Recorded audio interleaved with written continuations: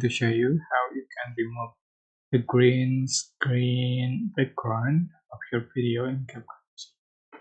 So for instance, I'm going to select the green screen photo like this, green screen image, and I'm going to remove the green color. How to just select cutout, and you can select chroma key, customize, or auto cutout.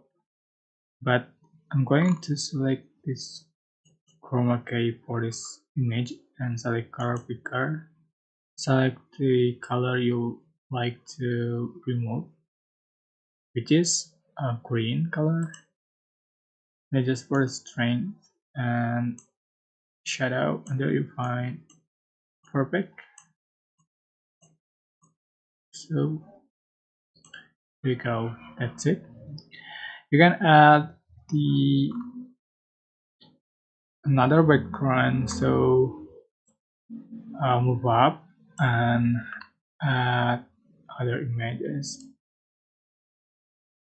at the bottom. Here we go. Sorry. I hope this tutorial was helpful for you guys. Don't forget to like, comment, share, and also subscribe. And if you have any question, please leave in the comment section below. Thank you so much for watching. And I'm sure if many noise in the video.